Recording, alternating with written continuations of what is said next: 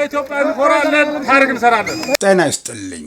ይህ በሞርስ ኮሙኒኬሽን ተዘጋጅቶ የሚቀርብላችሁ መርሃ ግብር ሲሆን በምድር ኃይል ፎሌን ሲነፋ በባህር ኃይል ማስተሪንግ በአየር ኃይል ፓሬድ ሲደረግ ወደ እናንተ የሚደርሰው የሞርስ ልዩ ዝግጅት እነሆ ጀመረ።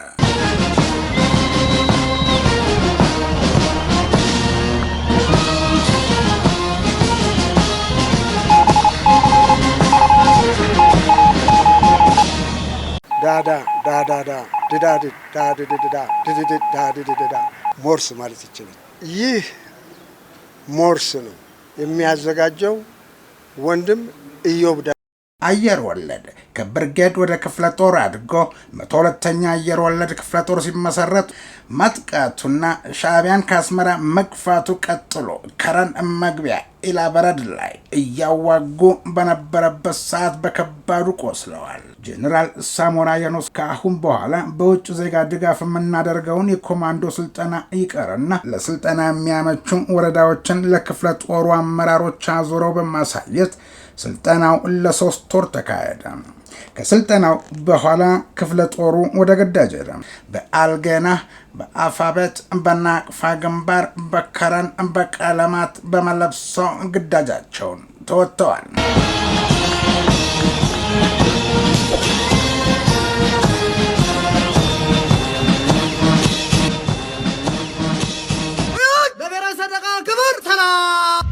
ሐዋሳ ነበርኩልህ ወዳጄ። ያለዩ ዘመቻዎች ዘንድሮ 65ኛ ዓመት የምስረታ በዓሉን ያከብር ነበርና በእዙ አዛዥ ሌተናል ጀነራል ሾማ አብደታ ግብዣ ሐዋሳ ከተማ ተገኘው። ሳላጋንን ሐዋሳን ከዚህ ቀደም አውቃት ነበርና በቀደም ዕለት ሳያት ከአዲስ አበባ ጋር ተመሳስላብኝ በኮሪደር ልማት እየተሞሸረች አገኘኋት። አዲስ አበባ ኮሪደሮቿን ስታስመርቅ የሐዋሳም አለገና ተብሎ ተዘፍኖላት ይሆን እንዴ? 3 ወር ባልሞላው ጊዜ እንዲህ የተንቆጠቆጠችውና ያማረባት እያልኩ ሳስብ ለካንስ ከንቲባዋ ከአዲስ አበባ ወደ ሐዋሳ ሄደው የተሾሙት ጥራቱ በየነ ናቸው። አሁን አስታወስኩ። ከአርባ ምንጭ እስከ ጅማ፣ ከጅማ እስከ አዲስ አበባ፣ ከአዲስ አበባ እስከ ሐዋሳ ድረስ ያላቸውን ተሞክሮ ተጠቅመው ሐዋሳን አስውበዋታል።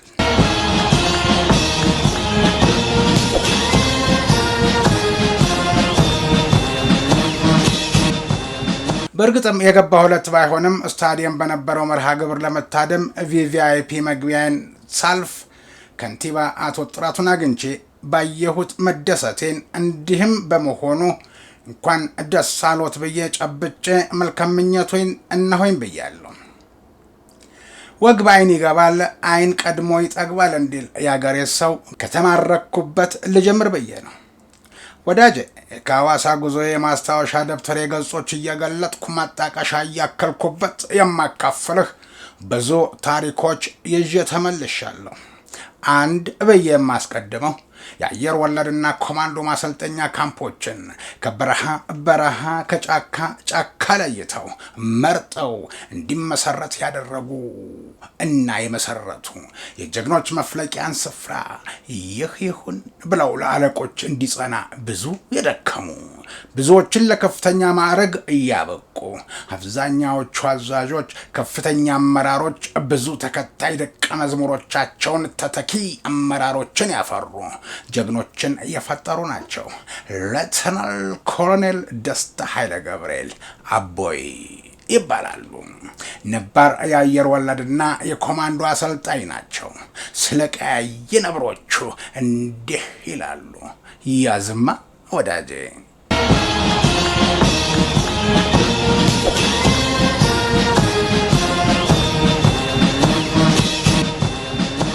የላቀ የጦር ሜዳ ጀብዱ 2ኛ ደረጃ ሜዳሊያ ተሸላሚ የሆነው የ102ኛ አየር ወለድ ክፍለ ጦር የዘመቻ መኮንን፣ በመቀጠል የ7ኛ አየር ወለድ ብርጌድ ዋና አዛዥ፣ በመጨረሻ የ102ኛ አየር ወለድ ክፍለ ጦር ዋና አዛዥ የነበሩ ወደ ውትድርና የተቀላቀሉት በ1959 ዓመተ ምህረት ነው።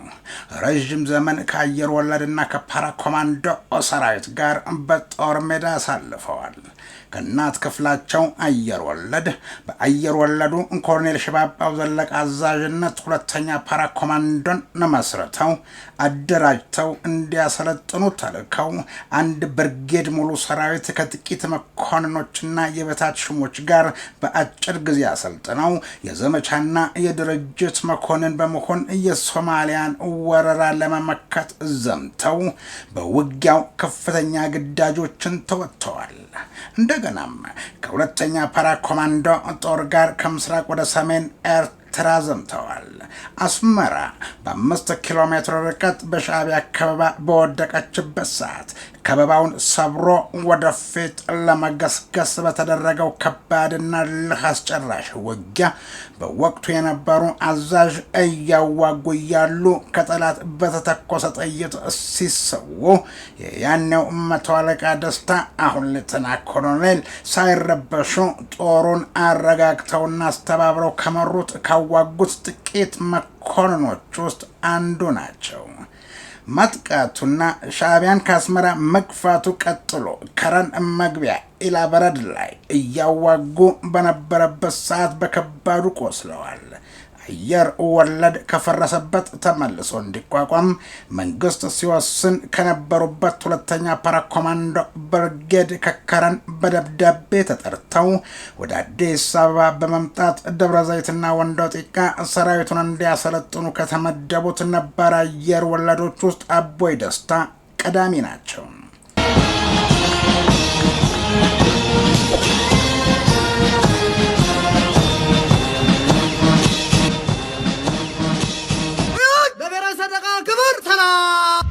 አየር ወለድ ከብርጌድ ወደ ክፍለ ጦር አድጎ 102ኛ አየር ወለድ ክፍለ ጦር ሲመሰረት የመጀመሪያው ክፍለ ጦሩ ዘመቻ መኮንን በመሆን በአልገና፣ በአፋበት፣ በናቅፋ ግንባር፣ በከረን፣ በቀለማት በመለብሶ ግዳጃቸውን ተወጥተዋል።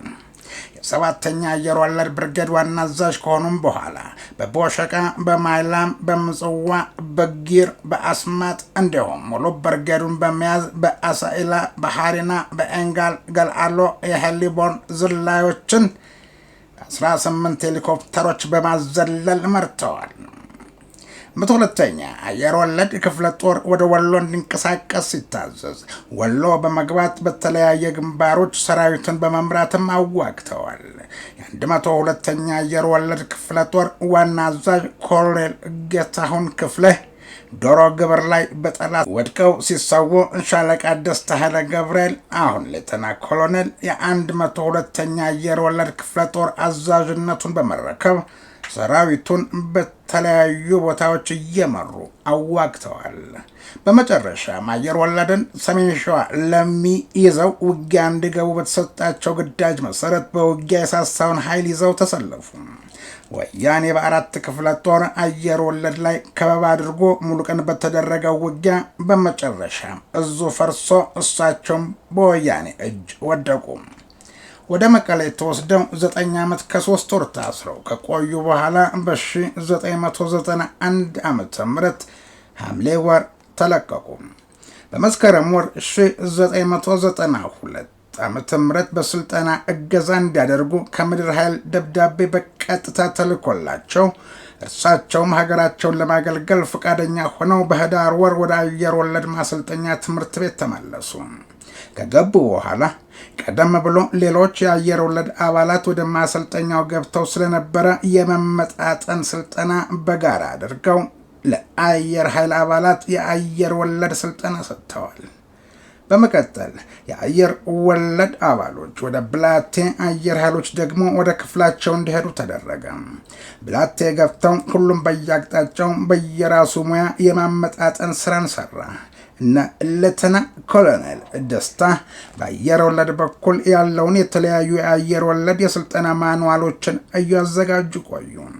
በ1992 ዓመተ ምህረት አጋዚ ኮማንዶ ክፍለ ጦር ወደ ብላቴ ለስልጠና እንዲገባ ተደረገ። ሁሉም የቀድሞ አየር ወለድ አባላት ክፍሉን ወደ ማሰልጠን ገቡ።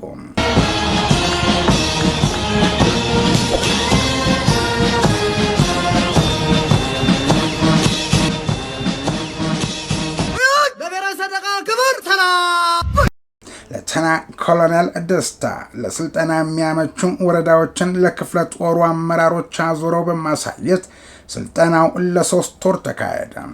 ከስልጠናው በኋላ ክፍለ ጦሩ ወደ ግዳጅ ሄደ። ከዚህ በመቀጠል የተበታተነ እውቀት ይዘው የነበሩትን የማዕከሉን አሰልጣኞች ወደ አንድ የእውቀት ደረጃ የማምጣት ስልጠና ሰጡ።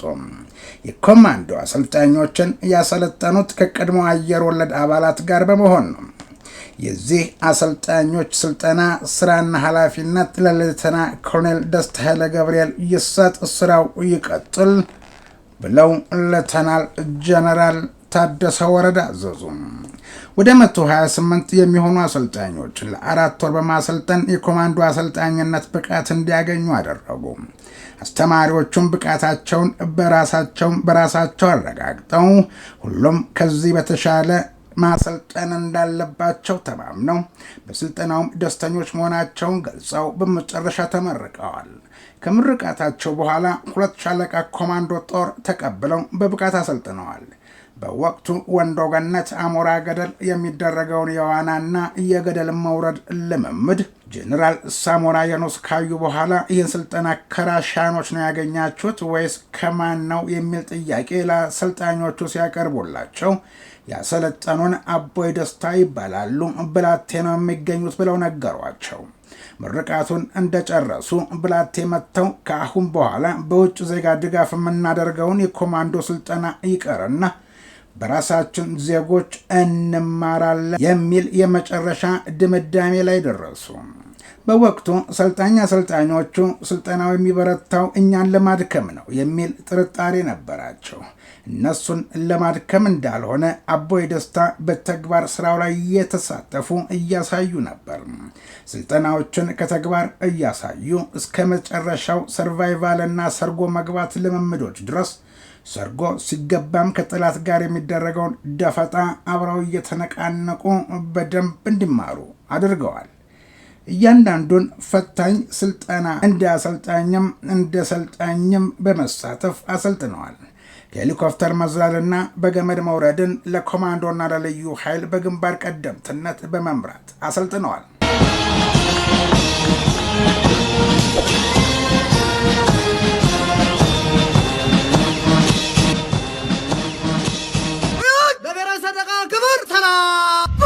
ልዩ ኃይል ተብሎ የተቋቋመው በመጀመሪያ ስልጠናውን ሂደት በተመለከተ ከእግረኛ ተመልምለው ይመጣሉ። በመቀጠል ኮማንዶ ኮርስ ይገባሉ። ኮማንዶ ኮርስ እንደጨረሱ ወደ አየር ወለድ ይመለመላሉ። አየር ወለድ ከተመለመሉና ዝላዩን ካጠናቀቁ በኋላ ለልዩ ኃይል ይመለመላሉ። ለልዩ ኃይል ብቁ የሚያደርገውን ስልጠና ይወስዳሉ። ይህንን ከወሰዱ በኋላ የሄሊኮፕተር ዝላይና ተጨማሪ ስልጠናዎችን እየሰጡት ሌተናል ኮሎኔል ደስታ ናቸው። ልዩ ኃይልና አየር ወለድ ከሙያ አንጻር የሚመሳሰሉበት ቢኖርም በትክክል ልዩነት አላቸው። ኮማንዶ ሊያጋጥም የሚችለውን ከፍተኛ ግዳጅ ለመወጣት የሚያስችለውን ውጣ ውረዶችን በቀላሉ አልፎ ግዳጅ መፈጸም የሚችል ሲሆን የአየር ወለድ ደግሞ ከኮማንዶ ተመልምሎ በፓራሹት በመዝለል ከጠላት ጀርባ፣ ከጠላት ቀኝ፣ ከጠላት ኋላ በመዝለል አስፈላጊውን ድጋፍ ለወገን ለማድረግ የሚያስችል ወይም ውጊያውን ለመቀልበስ የሚያስችል አቅም እንዲፈጠር ያደርጋል። ልዩ ኃይል ከአየር ወለድ ተመልምሎ አስቸጋሪ በሆኑ ቦታዎች ላይ አነስተኛ በሆነ ኃይል በቀላሉ ውጤታማ ሊያደርግ የሚችል እስከ ግለሰቦች ደረጃ ድረስ ያሉ ሁኔታዎችን ግዳጅ የመፈጸም አቅም እንዲፈጥሩ ያደርጋል። ልዩ ኃይል ከኮማንዶ ጀምሮ ከ2 ዓመት በላይ ስልጠና ይሰጠዋል። ያንን ሁሉ አልፎ ነው አመርቂ የሆነ ግዳጅ መወጣት የሚያስችለውን አቅም የሚያገኘው። በኢትዮጵያ የኮማንዶ ትምህርት ስልጠና መስጠት የተጀመረው በ1954 ዓ.ም አካባቢ ነው። አየር ወለድ ውስጥ መኮንኖች ከተለያየ ጦር ክፍል መጥተው የኮማንዶ ትምህርት ይሰለጥናሉ። በመጀመሪያ በእስራኤሎች መሪነት አየር ወለድ ኮማንዶ ማሰልጠን የጀመረው ደብረ ዘይት ውስጥ ነው። ከተለያየ ክፍል መጥተው የሚሰለጥኑት መኮንኖች ወደ ሌላ ክፍል ለምሳሌ 2ኛ ክፍለ ጦር እየሄዱት አዲጉሊ የሚባል የኮማንዶ ካምፕ መስርተው ኮማንዶ ያሰለጥኑ ነበር። ሰልጥነው የሄዱት ከአየር ወለድ ነው። ምስራቅም እንደዚሁ 5ኛ ኮማንዶ ሻለቃ የሚባል ነበር። እስራኤል ሄደው ዘለው የመጡት 10 መኮንኖች ወደ ተለያየ ቦታ ስለተበታተኑ እነዚህ መኮንኖች በየሄዱበት የጦር ክፍል ውስጥ ኮማንዶዎችን መመስረት ጀመሩ። በአጠቃላይ በኢትዮጵያ ታሪክ ውስጥ ኮማንዶ ለመጀመሪያ ጊዜ የተመሰረተው በአየር ወለድ የጦር ካምፕ ውስጥ ደብረ ዘይት ነው። በአሁኑ ሰዓት የሀገሪቱ መከላከያ ኃይል ባስቀመጠው ስትራቴጂ መሰረት እያንዳንዱ ክፍል በቂ አመራርና በቂ ኃላፊዎች እንቅስቃሴ እንዲኖረው የራሱ የሆነ ቢሮ መኖሩ አስፈላጊ ነው። ለምሳሌ በልዩ ዘመቻዎች እዝ ስር በስሩ ከሚያስተዳድራቸው ክፍሎች ኮማንዶ፣ አየር ወለድ፣ ልዩ ኃይል፣ ጸረ ሽብር አሉ። ክፍሎቹን ለማስተዳደር የሚያስችል የራሱ የሆነ አደረጃጀት መዋቅር፣ የራሱ የሆነ ቢሮ መኖሩ አስፈላጊ ነው። በእኔ በኩል ለክፍሉ አዲስ ቢሮ መገንባቱ አመራሩ የመምራት አቅሙን እንዲያጎለብትና የሚመሩትም ክፍሎች ቢሮቸው የት እንደሆነ በግልጽ አውቀው ስራዎቻቸውን ለመስራት ያስችላቸዋል። ሌተናል ኮሎኔል ደስታ ኃይለ ገብርኤል በክፍሉ በጥፋቱም በልማቱም ውስጥ በአብዛኛው እጅ ያለበት ይላሉ። ሲጠፋም ግንባር ቀደም ተወቃሽ ነኝ፣ ሲለማም በግንባር ቀደም እመሰገናለሁ። አሁን ያለው ሰራዊት የውጊያ ብቃት ችግር የለበትም። ሰራዊታችን በውጊያ ብቃት በተለይ ኮማንዶ፣ አየር ወለድ፣ ሌላውም ሰራዊት ብቁ ነው ብለው ያምናሉ። ትልቁና ዋናው ሰራዊት የሚያደርገው በዲሲፕሊን እንዲታነጽ ማድረግና ስልጠናውን በብቃት ማሰልጠን ነው። ኮማንዶ ስታሰለጥን ላብ ደምን ያድናል ነው መርሆ። ለምንም ለማንም የማይበገር ወታደር ማፍራት፣ ሀገሩን የሚወድ ወታደር እንዲሆን ማድረግ የሚለው መመሪያ ነው እንጂ እግረኛው ጋር ይሄንኑ ስልጠና ቢሰጥ በሚገባ መዋጋት ይችላል። ስለዚህ ሰራዊትን ከውጊያ ብቃት አንጻር አንዱን ዝቅ አንዱን ከፍ እንዲል ያደረገው የስልጠናው አይነት ነው እንጂ በኢትዮጵያዊነት ወኔያቸው ሁሉም እኩል ናቸው ሲሉ ሌተናል ኮሎኔል ደስታ ኃይለ ገብርኤል ገልጸዋል።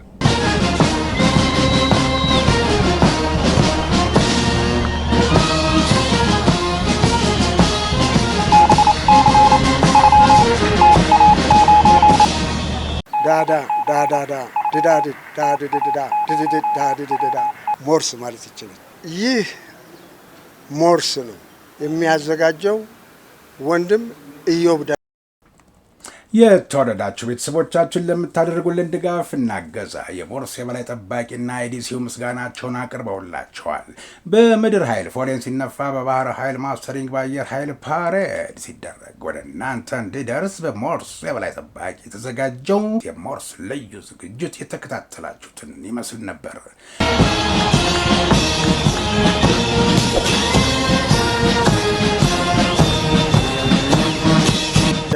የተወደዳችሁ ቤተሰቦቻችን ለምታደርጉልን ድጋፍ እናገዛ የሞርስ የበላይ ጠባቂና ኤዲሲው ምስጋናቸውን አቅርበውላቸዋል። በቀጣይ ወደ እስራኤል ከሄዱ የአየር ወለድ መስራቾች አንዱ ለሰላምታም ለዚያራም በህይወት ሐዋሳ ያገኘኋቸው ሻምበል ፍራንኮ በሎኒ ሊታመን የማይችል ታሪክ ይዤ እመለሳለሁ። ሻምበል ፍራንኮ እኔ ባለሁበት መኪና የተሳፈሩት ቢሾፍቱ ነው። መኪናው ነጎደ። ዝዋይ ለቁርስ ወረድን። ሻምበል ፍራንኮ ከመኪናው ወረዱ። ቡና ከምጠጣበት ጠረጴዛ ትይዩ ላይ ሆነው እያዩኝ እኔ እፈርታሙ ጀግኖቼን የማላውቅ ባውቅም አመስግኜ ያላከበርኳቸው የተቀመጥኩበትን ወንበር ለቅቄ አክብሮቴን እያላሳየሁ ስለተከፈለልኝ ዋጋ እንኳንስ ድምፅ አውጥቼ እያልጎመጎምኩም ቢሆን ያልከፈልኩት ዕዳ ጉሮሬን አንቆ ይዞኝ ዝም ያልኩ እኔ ፈረንጅ የሚመስሉ ባርኔጣ ያደረጉ ትልቅ ሰው ትክ ብሎ ስላየኝ ግን አንድ ታሪክ አላጣም ብዬ ገምቼ አይናቸውን አየሁ። ስለ ሞርስ ፕሮግራምና በአቀራረቤ እንደሚወዱኝ እንደሚያውቁኝ ሲነግሩኝ ተደሰትኩና ለደቂቃዎች በአዛውንቱ ትከሻ ተለጥፌ ተፍለቀለኩ። አመሰገንኩና እርሶን ማን ልበል አልኩ። ከመጠየቅ ደጃዝማችነት ይቅር፣ እኔ ፍራንኮ በሎኒ ይባላለሁ። የመጀመሪያው አየር ወለድ መስራች፣ እስራኤል ሄደው ከሰለጠኑ ውስጥ አንዱ ነኝ አለኝ ሻምበል ፍራንኮ። የመሳሪያ ግምጃ ቤቱ ያ ረዥም መለሎ ቆንጆ አፍንጫ ሰልካካ ብዙ አወራን። ለአደባባይ ወግ የሚሆነውን ይዤ እመጣለሁ፣ እንዳያመልጣችሁ።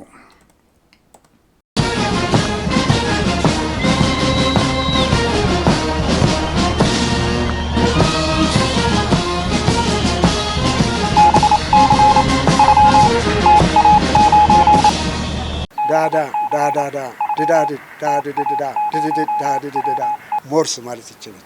ይህ ሞርስ ነው የሚያዘጋጀው ወንድም ኢዮብ። እስካሁን አብሬያችሁ የነበርኩት እኔ ኢዮብ ደመቀ ነበርኩ። ጤና ይስጥልኝ።